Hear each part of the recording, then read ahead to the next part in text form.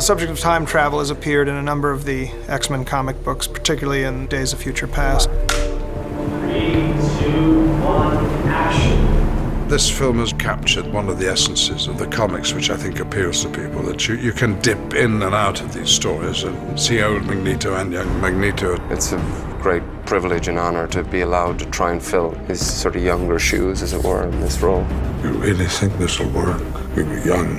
We didn't know any better. We will now. It meant a lot to me to be able to assemble the original cast.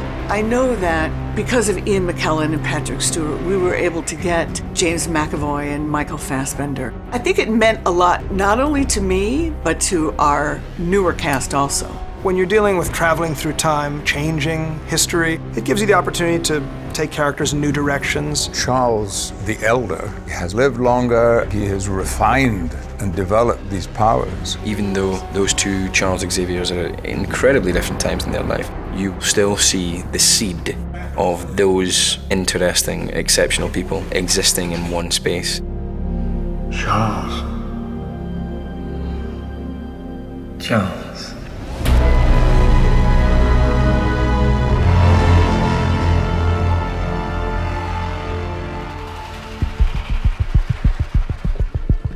Alles ist gut.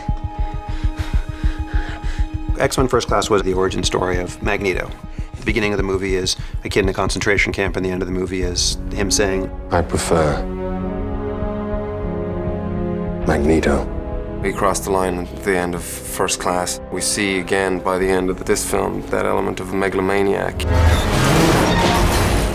Singular sort of thought and action. We are the future.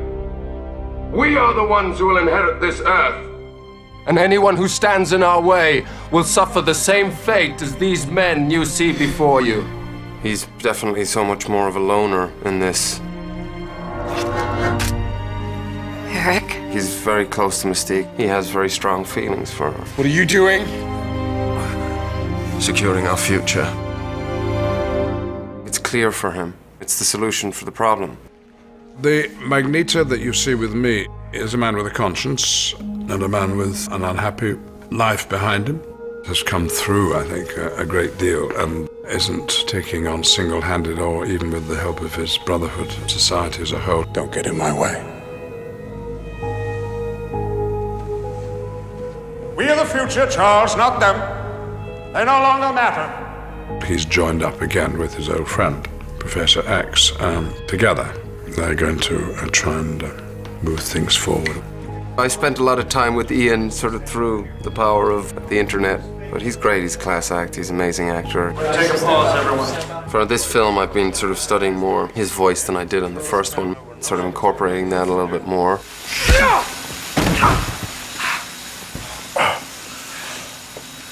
Good to see you too, old friend. And walking.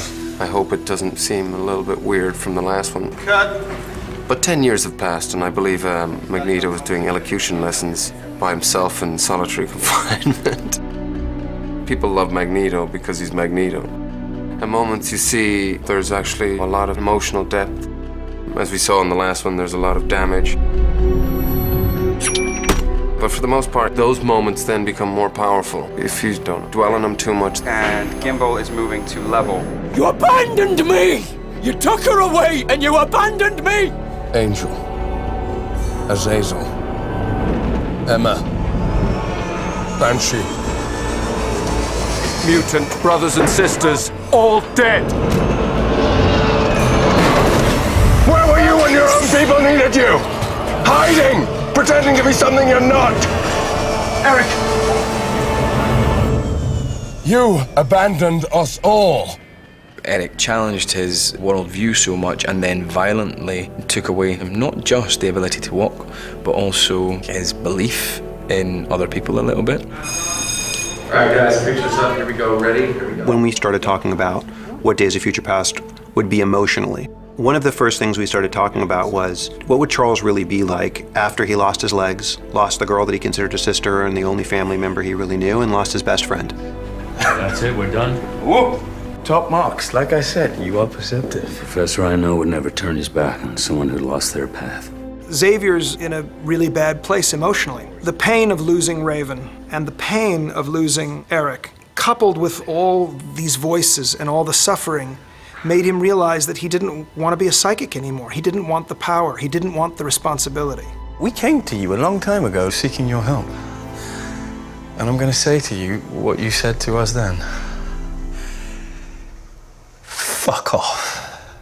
He's left more than just physically crippled. He is emotionally unable to deal with what happened to him. There is indeed a line when I'm advising Logan about what he is going to encounter. He says, "Can't you just read his mind?" And I say, "No, because I didn't have my powers in 1973. Logan, you're going to have to do for me what I once did for you." It's been almost 15 years, hasn't it? Living from day to day, moving from place to place, with no memory of who or what you are. Shut up. Give me a chance. I may be able to help you find some answers. The idea was to make him very different from how we've seen him before, as portrayed by Patrick.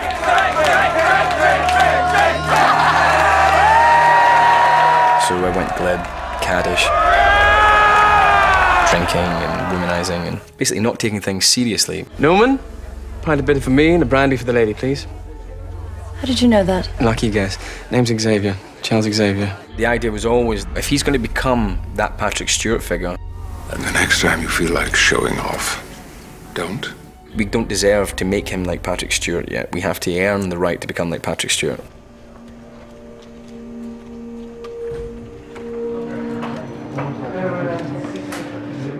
We shot the entire future segment of the film first. So for the first month, it was the traditional cast, and then they were done.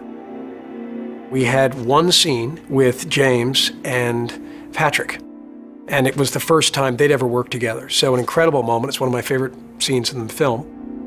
There is something about the idea of seeing your future self that I think is, on a human level, very compelling. That's Patrick Stewart. That's Patrick Stewart. Starship Enterprise. When I got the part 3 years ago, something like that, it got into the news or whatever, and my friend, who I used to watch X-Men with, called me up. I was a huge Star Trek fan as well, and the way you portrayed Jean-Luc Picard was amazing. So anyway, my friend Mark phones me up and goes like, "Hey, I hear you're going to be playing Patrick Stewart."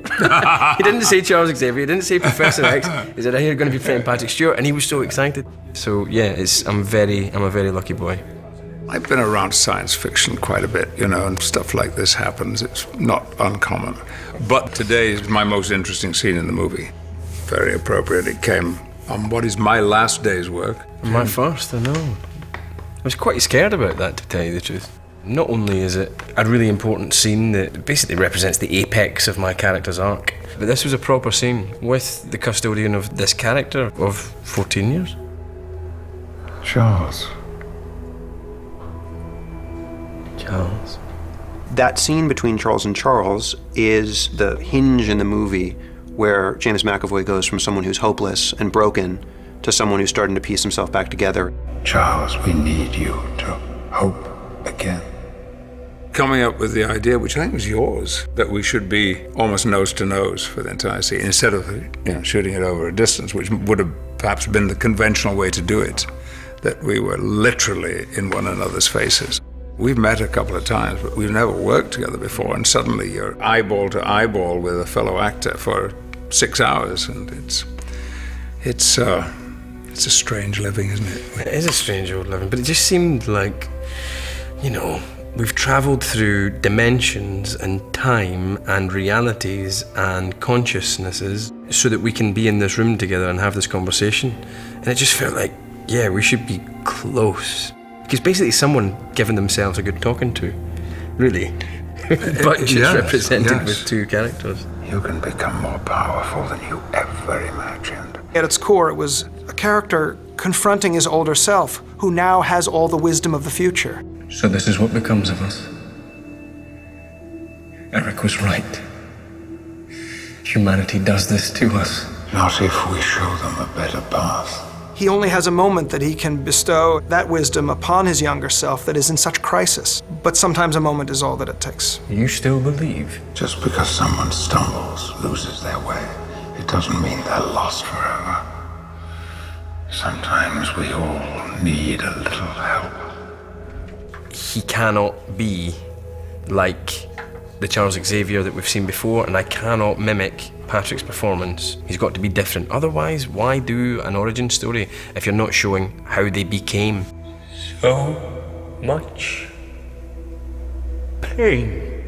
It's not their pain you're afraid of. It's yours, Charles. If we do a third movie, if we make more than £2.50 on this one, and they let us make a third movie, I mean, I'll pretty much be watching all your movies and copying everything you do, because the idea is that we do start so wildly different in First Class, we do remain so wildly different in this one. That is exciting, that's good, but that's only valid if we're taking you truthfully towards where we know he's always going to go, which is Sir Patrick Stewart. Oh, I'm not the man I was. It's beautiful, the way that they talk to each other. They were very excited about these two actors to get to know each other and to be able to play off each other. It did mean a lot to me, and it meant a lot to them too. Step very gently out.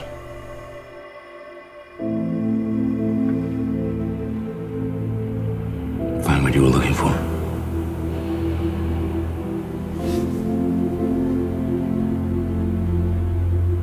Power's back on. Yes. Yes, it is. You'll need to go into the past to end this war before it ever begins. It really all started back with X-Men First Class and the idea of going back to the origins of Xavier and Magneto as characters. We want the same thing. My friend. I'm sorry. But we do not. From there, a desire was to try to find a way to combine the original cast from the earlier X-Men films and this cast. You don't have to stop and say, now let me tell you a story. Once upon a time. When I first heard the idea, I just thought, oh, this is brilliant. This is actually a genuine way to kind of bring back all the characters that people love. And when I read the script, I was even more excited because you have a way to kind of hang out with all the X-Men. The idea of coming back with Brian, with the old cast, and this incredible new cast was way too compelling to even consider saying no to. I love these guys, and I love hanging out with them because we made 3 movies together. We all really got along. It's easier. They know their characters, and they can ease right into them, and it's just so great to see them again, and I know they influence our newer cast. Normally when you start a movie, you have all of that time where you sort of do the introductions and you're getting to know, and hi, I'm so-and-so. This was just big hugs and good to see you again, and we all just picked up right where we left off, as if we were sitting on a set like last week having conversation, and that's a good feeling. You don't necessarily run into these people every day or even every year, but when you get back together, there's a sense of family and familiarity that's just really cool. We were always a good group, socially a good group, creatively a good group, a lot of fun, a lot of good humor, not taking anything too seriously, which is always a good approach, I feel. You know what, in some ways, in terms of camaraderie, it feels exactly the same. It's almost like we finished working yesterday on X-Men 3. We've always been close and we've kept in touch. Professor, you have the most powerful brain in the world. But the mind can only stretch so far before it snaps. It could be a lovelier group of people. You don't feel ego. And to be on a set and to be working with Halle Berry and Ian McKellen and Patrick Stewart and watch the way Patrick and Ian interact with one another, I mean, it's just a privilege. It's amazing to watch. 17 Foxtrot, take 3A mark. I found them. You know, I was not surprised when I got the call. I was not surprised because I've been very aware of the ongoing success of the franchise. It's building a moment and be like, we're done with the concept of everyone. We're joining, we're done with greetings now, we're suddenly... Because of that and because of the popularity of the original X-Men and the role that Professor Xavier plays in the whole ethos of X-Men, it always seemed to me there was a perfectly good argument to bring him back. It was a delight, and I suppose it was Bryan Singer, the director of the first 2 films, who wanted to gather a little nostalgia together and go back to his roots with the films, so I was very pleased. What I think Bryan and Simon have done so well is create a new set of challenges for characters we know and love. Seeing them in different states of being. They've done a brilliant job in the storytelling of taking us deeper into the world, but more importantly, deeper into those characters. So I wake up in my younger body, God knows where. Then what? You'll need to go to my house and find me. Convince me of all of this. What I'm always looking for as an actor is something new to play, some fresh material, some fresh area for Wolverine. And in this movie, I get to play an entirely different version of the character, different circumstances and different things required from him, and that's exciting. So, I mean, trust me, this was one of those no-brainers. It's really good to be Storm again. She is one of those characters that I personally have loved over the years. It's sort of like a familiar friend, you know, someone that I've missed for a while, and it's good to put the white hair back on, if you can believe that. You know, this movie, for my career, was just such a big break. It was just an opportunity to be in front of a lot of people, playing an iconic character, working with incredible actors and incredible filmmakers. So that was exciting in itself. And now that this series has continued to grow and I've continued to be a part of it, it's exciting because every film I get to come back and I've grown as an actor, I've grown as a person, and I get to bring that to the character. Brian was really the guy who helped really start my career. And to kind of come back full circle, it's funny to be on set and it just feels very similar to X-Men 2, but then jump forward 10 years. So it's this kind of weird, surreal place, but exciting at the same time. You'll need me as well. What? It does feel like coming home, and I think people working on these films appreciate the work and want to work and like the job and know it's high class.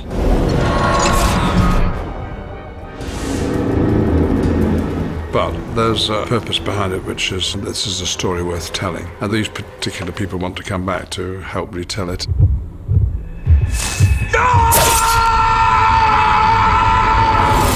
One of the things that Brian did so well from the beginning of the X-Men movies was cast great, real, dramatic actors. From Ian McKellen, Patrick Stewart on down, and it's true for Michael Fassbender, James McAvoy, Jen Lawrence, Nick Holt, this next generation. But what was a bit of the unknown was what it would feel like to combine the energies of these two casts.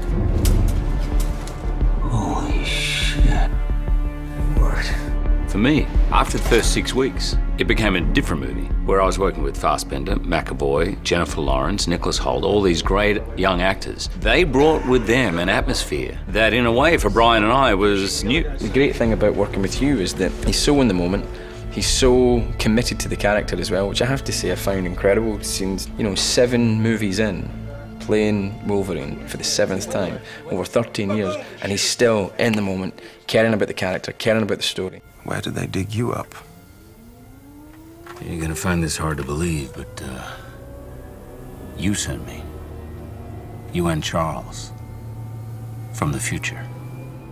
If there's any ideas that come to mind, he's willing to play with them, and it's a very sort of collaborative experience. It elevates the material, which is wonderful. When I first read the script, I think the thing I was most excited about was the entire cast being back together. It hadn't happened before. We've all been in the movies, we all have the same experience, and also getting to meet all of those people, because I was a huge fan before, so it was really exciting, really fun.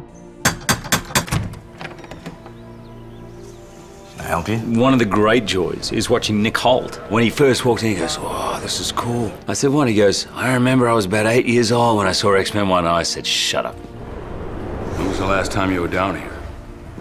The last time I went looking for students. A lifetime ago. I grew up watching X1, 2, and 3. And being in the Cerebro corridors and then looking over and seeing Wolverine, I was like, damn, this is real. This is my childhood coming to life, and I'm here, and I have to say something, and I'm panicking, and I have no idea what to do. You and I are gonna be good friends.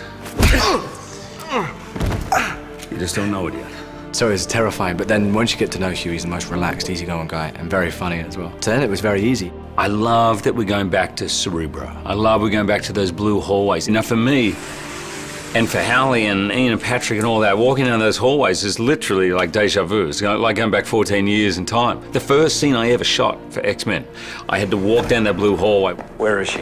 And I will never forget that scene. I was kind of starstruck by Cerebro. That was so cool. I wanted to go see it. I wanted to see Cerebro. I was really excited. That is such a cool set. You showed me what I was. You showed me what I could be. It was exciting for the younger cast, because even though they were in X-Men First Class, it wasn't until they walked onto the blue hallway, standing next to Hugh Jackman in full Wolverine makeup, that guys like Nick Holt or James McAvoy said to me, wow, now I feel like I'm really in an X-Men movie. This is a trip.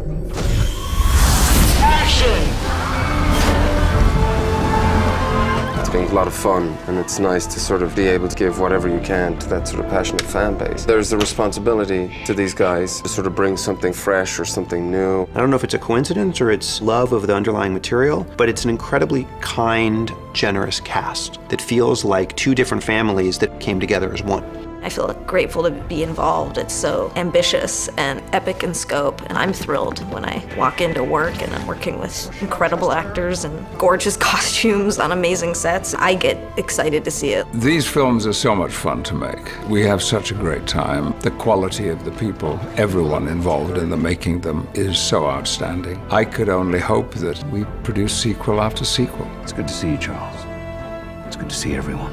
Of course, there's a nostalgic reason to come back and do it, but that's not going to get everybody across the line. I mean, if we want to get together, we can have a barbecue together any Sunday, but to come and work on something, there's no point unless it's going to be the best of them all. And I really firmly believe this is not just the biggest and biggest cast, but this is the best of them all. Every time you start making an X-Men movie, and get off the bloody chandelier. You know you're going to use certain mutants that have been used before. But then you have to decide which new mutants you're going to use.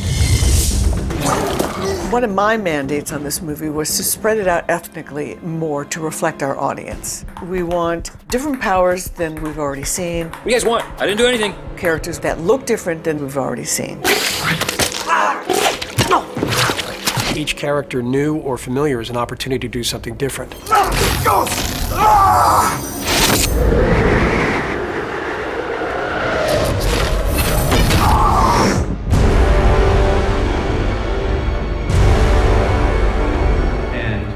Thank you. I just try to find the mutants whose powers are not only interesting, both visually and conceptually, but also that serve the story, that will work together with other mutants and their powers. If they did something cool enough that you could put it in the film, they stayed. And if you couldn't come up with something cool enough for them to do, then we'd change them out for another mutant. So it's a real dance. In the post-apocalyptic future, mutants are on the run. They're all soldiers of a sort. They're not really X-Men anymore. Sentinels! They're a group of mutants that have band together because there's just no other option. The Sentinels have taken over and they're destroying everything. Bishop, played by Omar Sy, is an interesting character. He channels power from anything into his body and then redistributes it through a gun that's attached to his arm. Let's go! He uses the power from his fellow mutants to actually power him up. You see that energy sort of moving up through his face and charging up his body, and his eyes sort of glow a little bit brighter. And then you see that transfer into his gun, and that's him sort of charged up, ready for action. He's branded with an M on his eye, which is the symbol if you were in a mutant concentration camp. Donc Bishop a été une partie de sa vie dans ces camps-là et il s'est échappé. He's kind of the leader of our group. Professor Charles Xavier. Bishop is the one who gets sent back in time to warn us that the Sentinels are coming. So we can move before the Sentinels attack us. Ils sont dans une espèce de boucle où ils vivent des choses, ils les revivent, et c'est le seul à se souvenir de tout. Donc je pense que c'est pour ça qu'il a plus conscience du danger qui les entoure.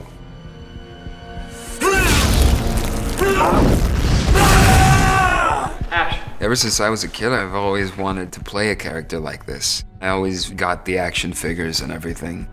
As an adult, to go back to that and to really feel that out, you know, portray that very physically, it's a beautiful dream, and I'm having a lot of fun. As Sunspot powers up, he turns into basically the surface of the sun. You'll see it come through his costume. You see the hair burn away and his eyes darken up. You actually see the boiling texture, there's sort of the arcs of prominence, which are like the sort of little plasma field lines that basically erupt from the surface, and you get these sort of curved arcs that sort of link back down to the surface of the sun, which are really interesting. He can send out huge sort of plasma bursts of radiation and heat. There's so many different sounds that fire can make. It can sound big and roaring and that sort of thing, but with a character that's flying by, that doesn't really play. Not only was he just a ball of fire, but he's also a ball of energy. We wanted to make sure that we felt like he had energy himself and that he projected it by way of flame and power. He's a very tormented guy, passionate. He's like boiling up always inside. He has this temper. He has to be giving and protecting at the same time and exploding. And it's a roller coaster ride for this guy. You never get to see my character Warpath before any of this. You see him right when he's in the middle of just getting slaughtered and trying to stay afloat. He's mainly the lookout. He warns the group because all his senses are heightened. There's 12 carriers inbound, 10 miles. Warpath, played by Boo Boo Stewart, is just a very agile fighter, a Native American. He actually is an expert on rolling these knives. He has two on either side. They're attached to his back, and he kind of just pulls them out. Run!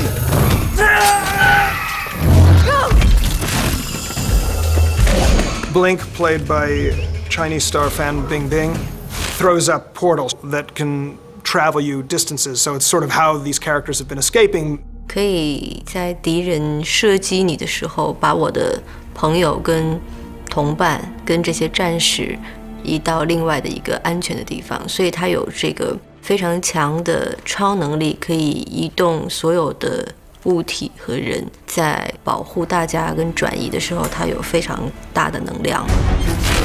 The portals become basically windows in space. There's nowhere to hide, there's no distortion, there's no effect. You're looking straight through a hole in space into another set or another background. And then it'll all go whoop. From a shooting point of view, it provided great challenges because you're shooting a shot and you're seeing a view of something with a portal in it. Hey! But we also need to shoot the view that's in the portal from whichever angle that it's meant to be at. The portals were really fascinating. We always had the idea of ripping time and ripping space. The whole sense of it was sort of you hearing time and space rip open. Hey! We took a lot of elements to make the rips, including literal rips, but also there was some really interesting insect things I found in the library that we messed with and changed to give this sort of... There's also a little bit of a tonal element, the sense of it pushing time and space out. We wanted to get in the quality of that as well. One of my favorite shots is Blink's death in the Moscow Sentinel sequence. You've got a Sentinel throwing Warpath. Blink appears through a portal from another set, so that was one. She throws a portal in front of the Sentinel. The exit appears in the back of the shot. Through the portal that the Sentinels come out of, you can see Blink and Warpath from behind. As the Sentinel turns to stab Blink, you're seeing the same Sentinel action from two perspectives in the same shot. Blink! These things get pretty complicated pretty quickly. What's he done now? Quicksilver, played by Evan Peters, is this kleptomaniac kid with an attitude. Quicksilver is insanely fast. Are you FBI? No, you're not cops. Hey, what's with this gifted youngsters place? He's kind of ahead of the curve in terms of everybody else. Well, he's fascinating. He's a pain in the ass. A little bit ahead of his time because he is so fast. The only way they can get him to help them is to appeal to his desire for mischief. So what's in it for me? You get to break into the Pentagon. And action. Another really tough, very unique sound that was fun to do was when they're breaking into the Pentagon cell where Eric is being held. We had to create that sense of vibration, a didgeridoo type sound that preceded the smashing glass.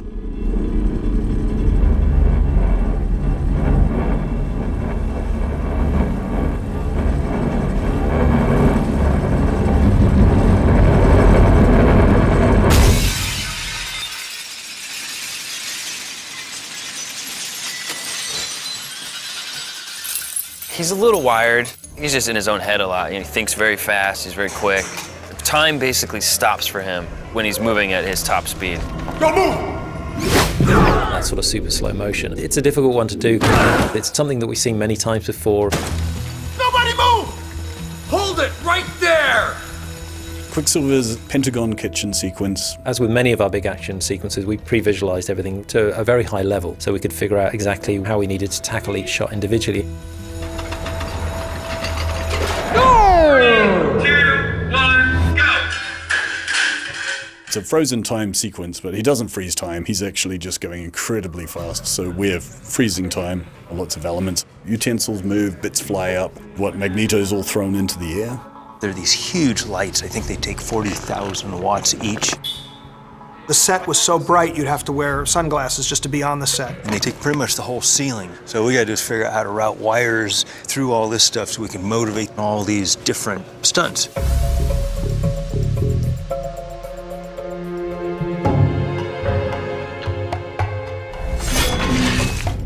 It's a visual feast in each of these shots. There's a million things we've added. All the rain has been put in, all the drops, muzzle flashes, all been either elements that have been put in there or full CG. We had Quicksilver on another stage at one point, doing all the high-speed stuff on his face and in his hair. We have Evan, the actor, on a treadmill, do some of that close-up stuff there. Got the slate running? Okay, start the wind, here we go.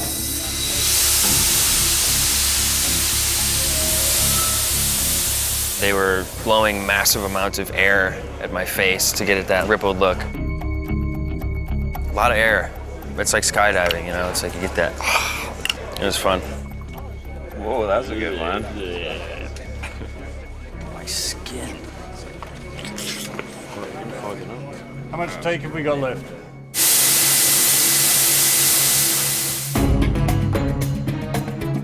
We're messing with Quicksilver leaving a wake. As he ran around, he leaves a sort of a rain tunnel behind him, which was kind of cool as well. Here's a sort of sphere of influence as he's moving through things. It was a challenge massaging that around a live action plate so it all integrates perfectly. It's a short sequence, but a lot of really detailed work went into that to get that to look right. The biggest challenge is to figure out where all these guys would have landed, where all the plates and accessories would have got scattered to, what's broken, what's not. It's a lot of thinking ahead.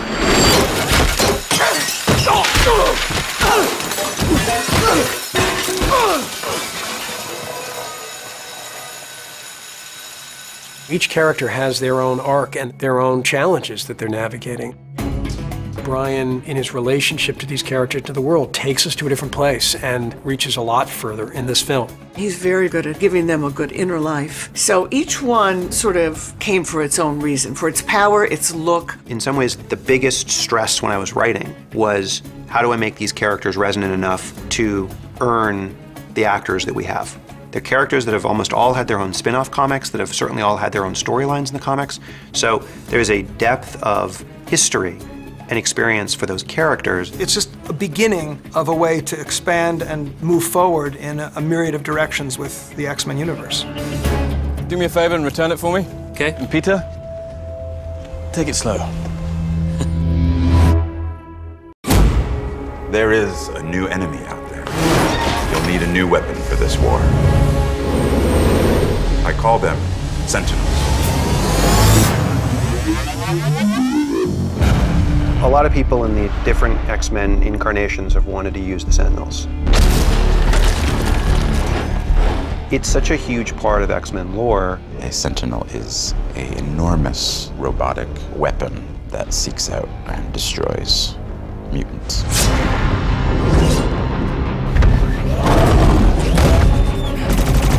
There have been so many robot movies. The difficulty of doing it is being original, because it has to feel very familiar to the fans that have read the comic. The thing that we have that I don't believe any other movie's ever done is shown two incarnations technologically of what a robot looks like in the past and what a robot could potentially look like in the future. Brian wanted to stay as true as we could to the Sentinels as we've known them through history. The first thing I did was I put together a book that showed what the Sentinel looked like in the first time you saw him and then each year. And in the comic form, they work beautifully, but a lot of them kind of look like 1950s wrestlers to us. The Sentinels began as a program in the early 70s. They were machines, they were armed, 70s technology. They had the ability to target the mutant gene and isolate mutants. Sentinels in 1973 are sort of bulky in the traditional idea of what a robot looks like. In the 70s, there are these beautiful formed plastic shapes and wonderful colors. And Since we wanted our Sentinels to be made completely out of plastic anyway, it seemed to be a really good way of showing the 70s. The Sentinels were purple in the original comics, and we wanted to very much stay with that. We finally came up with something that was really inspired by 70s product design. So it's all these beautiful vacuum-formed plastic shapes. Took a lot of influence from both cars in the 1970s to those wonderful TV sets that were round with the smoked glass panels on them. It can fly as well. It's got the aeronautical capabilities of a Harrier jump jet was the idea, so they could sort of hover and fly. You hear this big propulsion, and they say that they're not metallic, so you hear that their sounds are non-metal. The minigun that's on their arm is non-metal, and when they set down on the ground and you feel the weight of their feet, you feel it in your chest because we subbed them. They hit the subwoofer with them. The 1973 Sentinel was built in LA. Every joint is posable and movable. He's actually supported from a post that comes off the back. We can pose the legs, pose the arms, move its upper body, you can twist it around, pose the head in any direction. All the options and the things that it does, it's quite amazing for the final product. That was an interesting design challenge to try and build something convincing that was 18 foot tall, made of plastic and that could fly in the 1970s. Having the 1973 Sentinel gives you a lot of spatial volume. When you have the crowd reacting, you can tell that they're looking at something physical. Everyone's focused on the same thing. You're also getting all the reflections off of all the plastic. People can stand in front of it or behind it, walk around it, they can interact with it. Things that you couldn't do if you just had a green stick there kind of thing and telling people, imagine what's here. There's one scene where Beast jumps up and tries to disable a Sentinel by ripping its wires out of its neck. We shoot it practically. We've got a stunt guy, full Beast makeup, jumping onto a giant green robot shape that's on a gimbal, thrusting back and forth, and he's being thrown off by wires. They were very primitive, relatively speaking. What Mystique offers in her DNA is that they can take her powers, take the essence of her power and incorporate it into the Sentinels. Both sides want to find Mystique. One side wants to protect her DNA to save the mutants, and the other side wants to take her DNA to destroy the mutants. Her genes could hold the key to mutation itself. Imagine Sentinels that could transform, adapt to any target. Trask steals Mystique's genetic code, and he uses her genetics to basically make giant versions of her, of what she's capable of doing, because he sees her as this perfect species. And if he can somehow steal her abilities, the Sentinels will work. Brian was really specific about what he wanted the future Sentinels to do and how he wanted them to evolve and fight and be almost unbeatable. Here they come. The Sentinels of the future are an evolution from the Sentinels of the past. They have been imbued with biomechanical technology to transform and adapt to other mutants, to sort of take on their physicality, taking some of their powers and utilizing them against the mutant population. And there are thousands and thousands of them on the hunt for mutants at all times. The evolution in digital technologies and some really terrific artistry on the part of our animators and our designers brought us to what I think is a sort of groundbreaking visual design. The future Sentinels are very sleek, and because they're based on Mystique's DNA, we wanted to give them aspects like Mystique, like almost feminine, in the sense that they're very poised and balanced and very elegant like Mystique herself, but also just keeping their face sort of angular and dark. They're actually scary.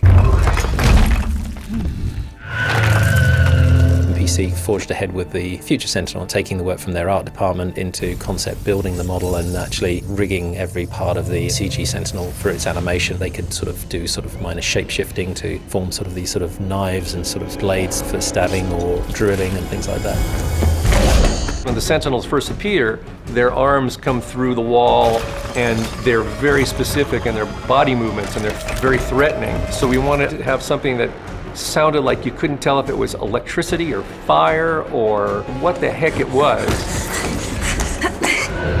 There was a lot of sound design that went on with Craig Berkey. The Sentinels, in particular, were actually sort of a smorgasbord of interesting sounds. The comment that we got from Brian was that he wanted them to sound like the scariest thing he's ever heard. I actually found some old riveted belts and then kind of used them together with shale rocks. And the shale rocks created this crackly sound with the riveting creating the ability to have the linear sound of click, click, click, click, click, click. And together it really kind of created a cool Sentinel. Run! Go! There were great opportunities for sound. And if you're creating a great story and helping tell that story and enhance it in some way, that's where you want to be. Each of our Sentinels had tens of thousands of scales over their body. So each time the Sentinels encounter a mutant, they can somewhat mimic the power of that mutant. You'll see the Sentinel that grabbed Colossus, for instance, his scales all lock down and he becomes much more silver in color. So he's actually become super strong, and that allows him to defeat Colossus. Their weaponry really came from a build-up of power from within them that could open up its whole head and fire this huge energy blast. Also, the Sentinels can communicate these powers to each other. If one's having trouble with, say, Sunspot, the one that's fighting Bobby can communicate the ice power to that Sentinel that uses it to defeat Sunspot, and vice versa. You'll see that the Sentinel encased in ice suddenly turns red hot after the one that's killed Sunspot has sent the power down to him. So there's also all this dealing with just making sure the power's all transferred. So rather than adapting to exactly what they're fighting, they swap.